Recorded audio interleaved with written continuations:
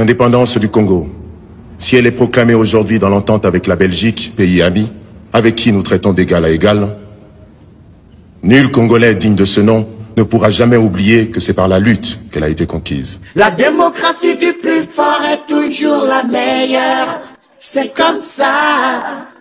La démocratie du plus fort est toujours la meilleure, ça se passe comme ça. Travailler peine de la peine, c'est l'effort qui manque les moins.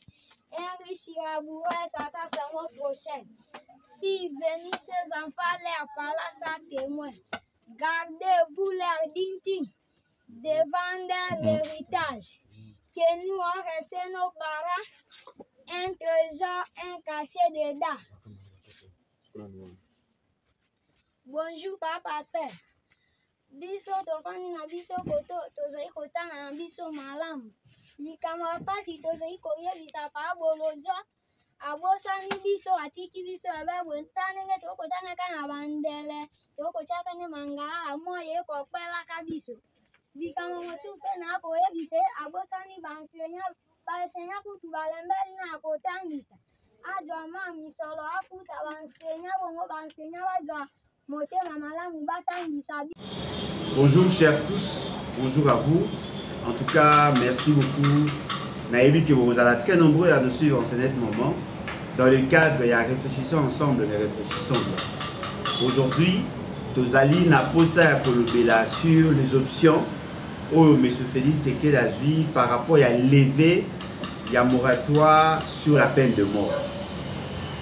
Je pense que c'est très nécessaire pour Nabiso Toyeba. Au Nini Salami, parce que les Seigneurs na bino, peuple congolais, boyeba ce qui se fait, ce qui se trame, afin que boyeba pour lever de bonnes options. Alors, la peine de mort est une sanction parmi tant d'autres. Et je crois que la peine de mort est la peine la plus grave dans une société.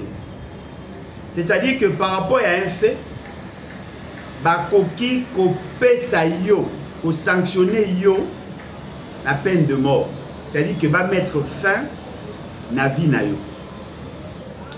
Cette peine est salema kaka na Congote, et ça presque est salema partout. Mais il y a certains pays où, avec l'évolution de la société, Babandaki qu'on considérait la peine de mort comme une peine qui ne tenait pas compte du côté sacré de la vie. Yango moni, abolitionnisme, abolitionniste, télémaki, balobi, il faut abolir la peine de mort. Que tous les États du monde balogo la peine de mort. C'est vrai, dans d'autres pays, boyaki, kondima, l'abolition à peine de mort. Parce qu'on continue à appliquer peine de mort. Parce que pour la bango, comme on a peine de mort, le col a un moyen pour convaincre, pour pousser les gens à ne plus poser des actes yamabé dans la société. Ce que nous constatons, dans la plupart des pays oyo, qu'on a appliqué peine de mort, la criminalité n'a pas un taux nul, un taux zéro. Il y a toujours la criminalité. C'est-à-dire que la peine de mort, en réalité, n'a pas résolu le problème dans ces pays-là. Quand même que Bango Bazako considérait Ango, local à l'un de moyens efficaces pour éviter à ce que Batouba Kenden, à ce que nous pourrons appeler le déviationnisme, eh bien, ils ont préféré maintenir la peine de mort. Batoumoussou va abolir la peine de mort. C'est-à-dire que bakoki ko sanctionner Moutou, nandenge nyonso, mais bakoki ko priver et éviter, parce que baza ko considérer la vie sacrée. Mais la République démocratique du Congo, en signant certaines conventions, Azala qui envoie, il y a qu'à abolir la peine de mort. Mon regard à certaines réalités, alors non, moyen à abolir la peine de mort si côté, mais n'a qu'à un moratoire. C'est-à-dire, c'est-à-dire que bakoki ko sanctionner yo kopesa yo peine de mort, mais dans l'effectivité, dans l'exécution, ba suspendre yango. Ba te belé o bazwa ki ba peine de mort, ezali lokola Edi Kapen, azalaki na peine de mort, ezali lokola le colonel Alamba, azalaki na peine de mort. Il y a beaucoup d'officiers militaires bazalaki na peine de mort. Et bongaki en réalité babouma bango. Na période à Laurent Désiré Kabila, la peine de mort s'est exécutée. Ceux qui va kangi yo basambisio après ont fusillé des gens. Et je crois que Alamba à l'époque, azalaki wana na cour d'ordre militaire et salaki que bate belé bakoufa. Je me souviens quand j'étais encore très jeune, je travaillais, n'est-ce pas, dans le cadre privé. Nazalaki, avec mon frère, on avait une cabine téléphonique. À l'époque, cabine téléphonique qui pendate dans notre commune, surtout dans notre quartier. Et ça dit que ce jour-là, attaquaki le gouverneur de la Banque centrale, Massangu Moulongo, de l'époque, attaquaki, tant que attaqué, policiers et soldats, attaquaki apparemment Kimaki. Et quoi arrivé qu'il y avait un colonel, à l'époque un colonel, dans le quartier, non loin de l'endroit ici, le cortège, il y a M. Massangu Moulongo, soldat et colonel, ou un colonel et file, pour ne pas les citer, Yaki n'a idée à quoi ce qui s'est passé. Bisso, on a pris le réflexe d'appeler le service à défense et à sécurité de l'époque pour que intervenir par rapport à Massassi Ningi Bandaï Kobeta. Batouana Baeko Tombe, Baeko Koma Esika. Tangu intervention est Baeko Kuta, policier, il y a colonel et filé, Baeko Kuta Bango, Nesika Wana. Qu'est-ce qui s'est passé? Commandeur d'intervention au Bazaraki, Beti, soldat général et filé, Massassi. Moko, Azwaki Massassi sur place, Moussou Soka Koufaki, Moussou Bakimi. Tant que Baeko ça l'enquête, Baeko Mona qui Bazaraki, soldat colonel et filé. Bazu Bango, Bakanga, Ndako Mobimba. Na Batamisala, na colonel et filé, Bakanga Bango Nyonso. Bazu Bamemi Bango na cour d'ordre militaire. Na cour d'ordre militaire, Babandi ko sambisa bango. Baeko mona que Batouana viola qui consigne, Bakomaki, Sika wana pona nini, Bazana droit à koleka à 100 mètres été, donc ezalaka bango mutu basala kiku ya koboma gouverneur de la Banque centrale Massangu Moulongo. Bazui bapesi bango peine de mort. Moi si ya soda moko, ya policier moko, abandai kolela. Alobi mobali nangai azali innocent. Botika boya koboma innocent pamba. Aza koyebisa bino solo azali innocent. Et les kaka na ba chaîne ya télévision de l'époque. Biso nyonso to bandai koyoka mawa ya mwasi wana, mais to bandai ko douter sur l'innocence ya mobali na ye. Bazwa bango nyonso à part colonel et fille na bato misusu ba fusilla ba soda wana mingi na bango ba kufa na masasi à l'état. Et ko arrivé mikoleleki ba eko kanga un groupe de gens. Cette fois-là c'était Batiafa ADC. Tant que bakangi bango, baeko torturer bango, baeko témoigner que bango nde basala ki opération oyo ngaki boma Massangu Moulongo, le gouverneur. Ça c'est d'après ce qu'on nous a dit. Bakangi bango basambisi bango, bango baeko témoigner. Nyonso wana pona kolobani. La peine de mort ekoki kozala na malamu na yango o bino boza komona. Mais la peine de mort ezali peine exigence sur la qualité de la justice. Parce que la sanction et la peine de mort ezali irréversible.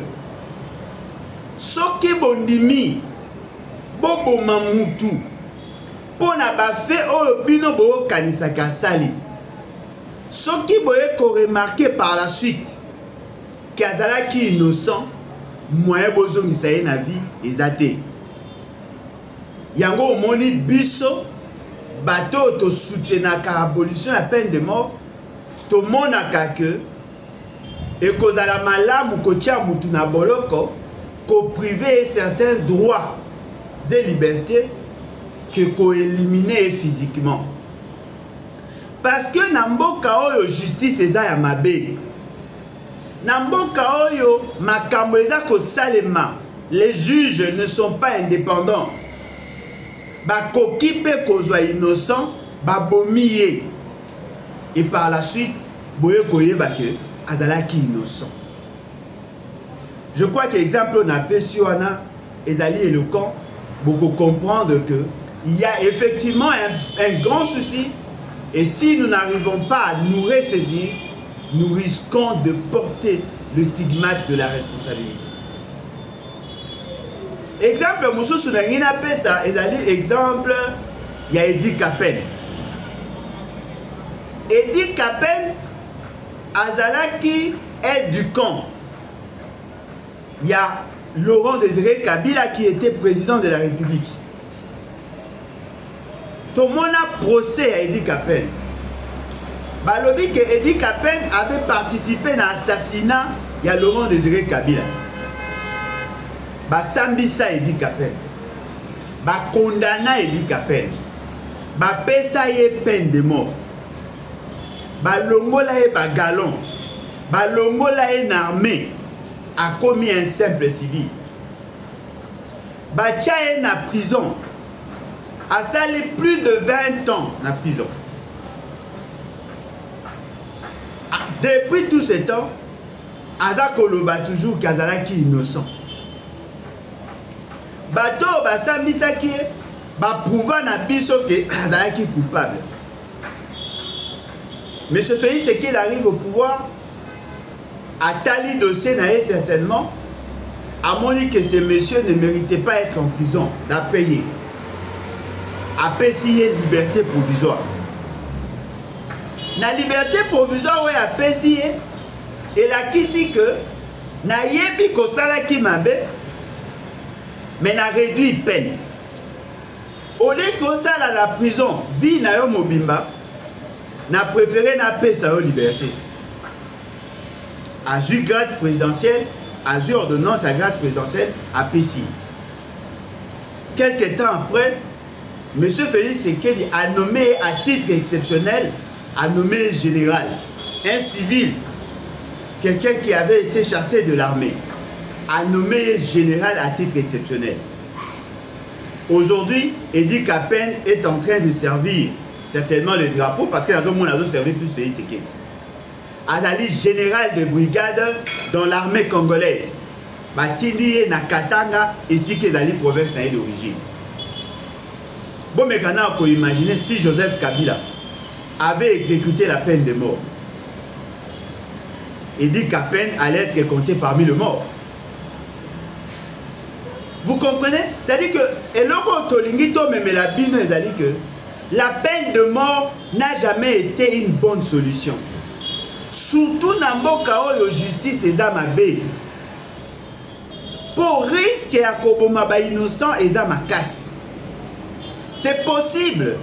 Bosambisa mutu azala coupable. C'est aussi possible. Bosambisa mutu bo condamner innocent. C'est possible. Exemple mususu ya misatu. Bakangi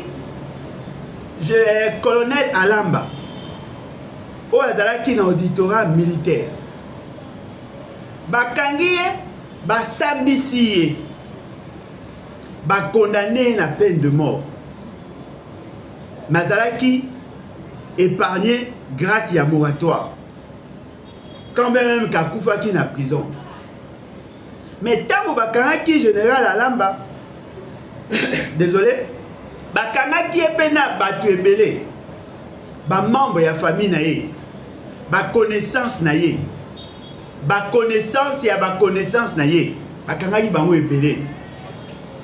Il y a des frères à nous, Oyo Basala, plus de 15 ans en prison pour un dossier à Lamba. Balobi Basala qui va co-auteur, va complice. Après, il faut remarquer que ils ont été condamnés abusivement parce que le procès n'a pas été malamouté. Nassima, il faut libérer Bango. Bon, mais alors, vous imaginez, ceux qui la peine de mort, ils ont qui exécuté, je suis sûr et convaincu, Bango Nyonso, Balinga Ibakufa. Aujourd'hui, tel que je vous dis là, Ming na Bango, Bazalaki libéré. Monsieur Félix Sekedi, tant a commis à Bokondi, a coûté beaucoup d'officiers et de hauts officiers militaires, Bazalaki na prison en Ndolo. Bamsou Bazalaki na Baangenga, Bazalaki na Bisika Ebele. Batouana, batindeli message et pas Félix Sekedi. Baebisi na eke Bazalaki ba innocent, Kabila aboyaki bango, aboyaki akangaki bango parce que azalaki aboyaki bango pour aller bosser la l'état musala. Félix Sekedi a libéré l'essentiel ya ba officier wana na ba haut officier militaire. Quand même que ba misusu d'entre eux bazali lelo na kan ya M23. Soki Kabila bomaka bango, peut-être que lelo balinga qui va côté M23 ou sinon balinga qui va la reconduire dans l'armée. Parce que parmi les généraux, oh, bazal lelo na permis na Félix Sekedi. Mingi na bango ba outa prison. Bazalaka condamné pour haute trahison et peine na bango bazalaka peine capitale. Mais basale là yango te parce que nous avons un moratoire. J'étais surpris de voir M. Jean-Pierre Bemba demander à l'État congolais il y a qu'à lever un moratoire sous la peine de mort. Pour Jean-Pierre Bemba, à l'objet, Moutounion soit à cause de Mando qui contre le gouvernement, Azali considéré comme traître. Et Sengeli na bango, basamba na justice militaire, et puis na soukaba boma bango. Parce qu'il y a des crimes très graves, il y a cause de Mando qui pone à kolongolato ya kobebisa l'action du gouvernement. Il peut avoir raison. Mais comme on peut imaginer, ce qui est dans le Kabila, Azalaki n'a même réflexe que Jean-Pierre Bemba. Je suis sûr et convaincu, Jean-Pierre Bemba allait aussi être fusillé. Jean-Pierre Bemba, Boussa Nyamwisi, Roger Lumbala, Batambwe Mwamba, Mendo Malanga, Jean-Lucien Boussa. Jean-Lucien Boussa, basé Belé, Baoyo Bazwa Mandoki, Lelo Baza pour servir Félix Sekedi. Jean-Pierre Bemba pendant toutes les années au Yutukoleka. Alina ki kolakisana bato, que bitumba na ezalaki bitumba moko salvateur parce que ayaki ko libérer Mboka na gouvernance ya mabe ya Kabila. Lelo Jean-Pierre Bemba azali en liberté. Azali Koutou, vice-premier ministre en charge de la défense. Yeo yazwa Kamandoki. Mais lelo alini kolakisana batuke, oyo nyonso akozwa Mandoki avec l'étranger, il faut pas fusiller. Soda nyonso ya kokima Mandoki, il faut pas kangaye ba boumaye. Moutou nyonso akozala en contact avec les étrangers qui seraient les ennemis de la République et Sengeli na bango ba kangaye ba boumaye.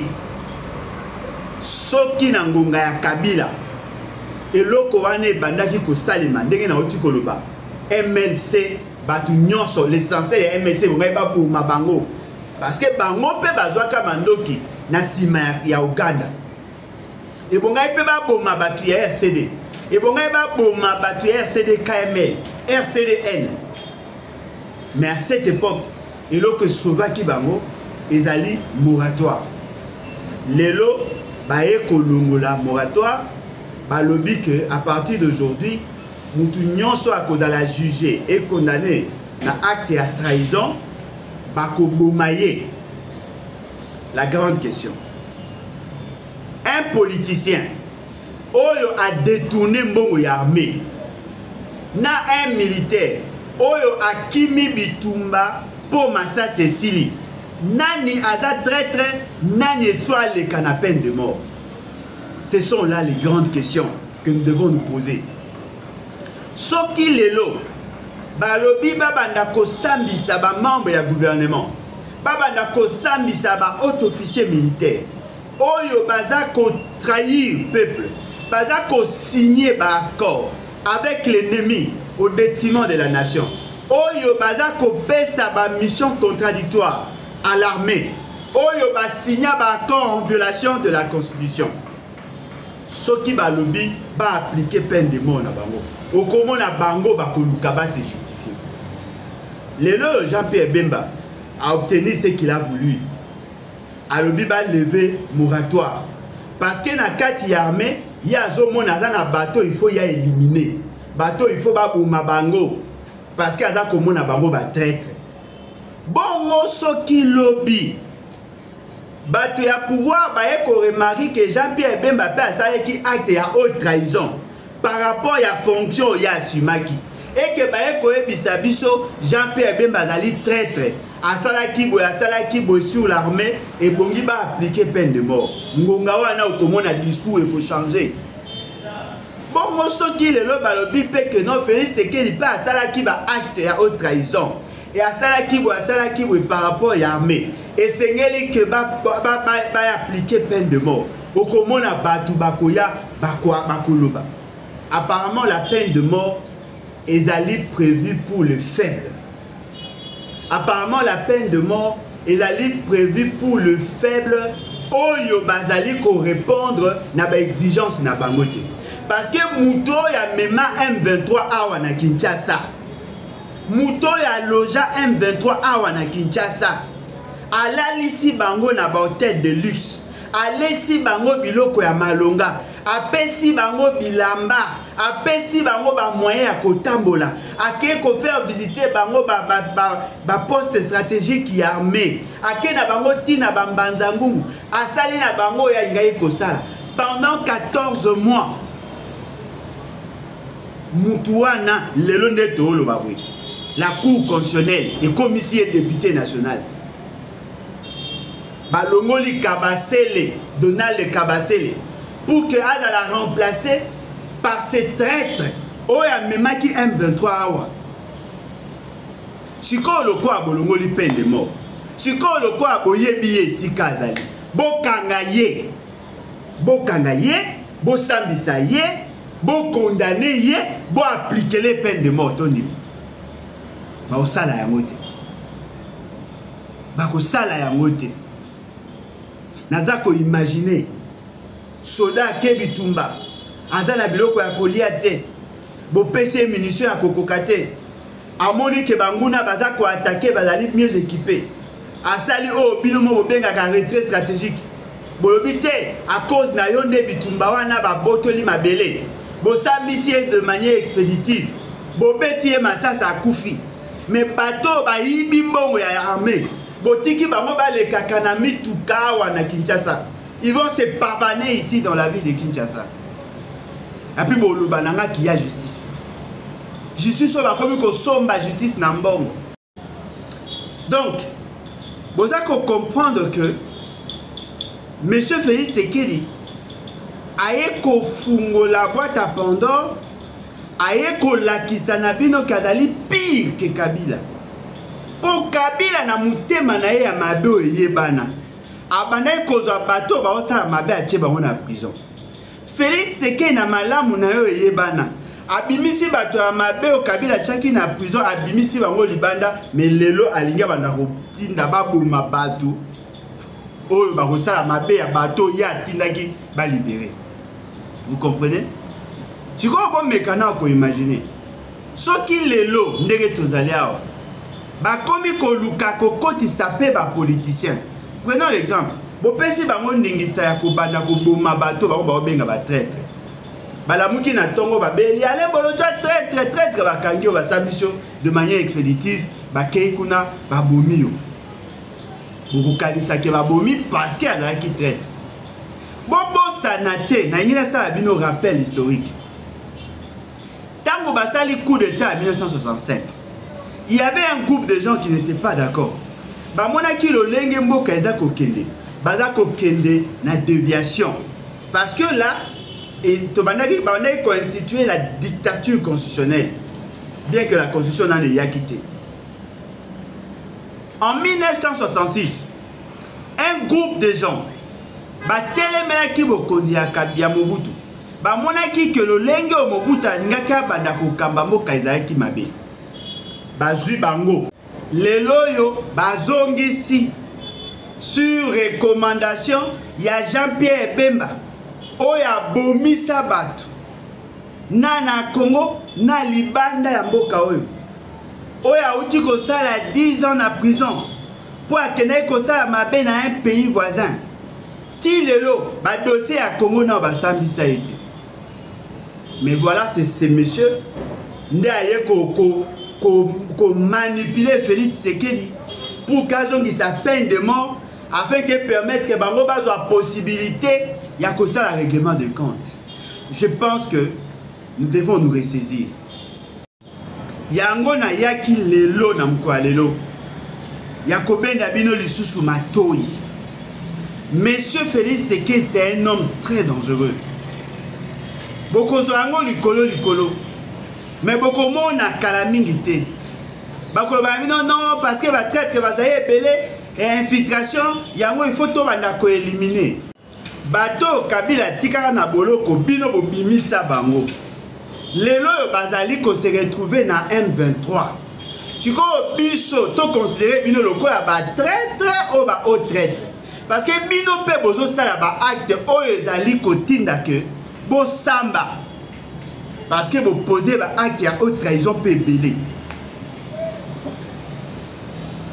La peine de mort n'est pas une solution.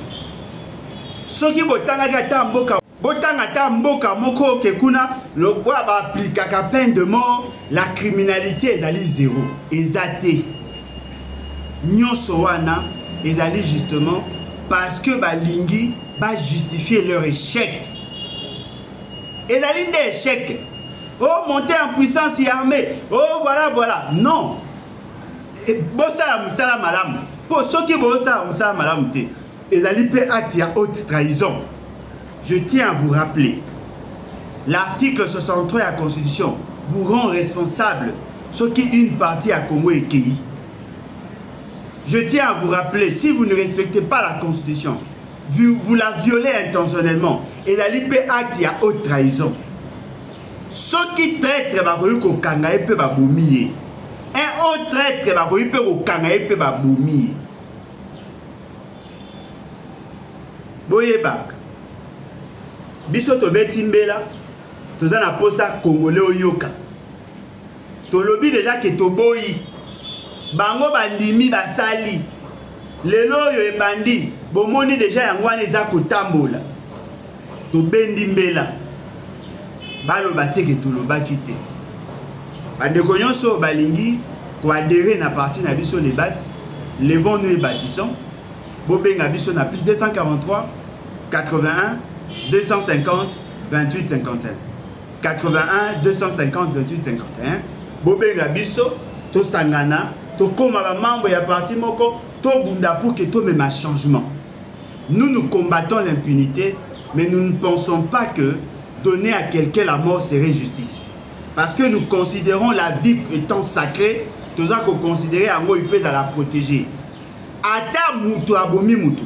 Toko sambi saye, toko kangaye, toko priver certains droits et libertés, makoda na bon moi. Oya bango ekomi koluka koboma. Bazala molimo ya makila. Biso tolingi yango te. Yango toza ko benga bino boya très nombreux na les bacs vous allez à venir Kabinda numéro 200 na 5e étage. Immeuble allez aller juste en diagonale gauche na peine Victoire. Boya ebele bo adhérer et kozala malamu. Et si gagnon sozali na province, benga biso on va s'organiser pour que tout le monde va dépliant, tout le monde fiche d'engagement et éventuellement pour la bateau la responsabilité de tout statut règlement intérieur et notre projet de société pour que n'est-ce pas, il y a qu'à comprendre mieux le parti et puis c'est la biso ba fiche d'engagement pour que d'autres chavino na liste na biso ya ba membre et boende to kotambwa et si gagnons sozali libanda ya pays comme membre ya lebati kozala malamu biso critère ya makasi za ozalaka congolais. Congolais d'origine ou Congolais par acquisition, ce qu'on a dit Congolais, aux alliés membres et à les bâtir. En tout cas, merci. Levons-nous et bâtissons les arbres et la bino. Boya très nombreux. Merci beaucoup et à la prochaine. Bye. Merci.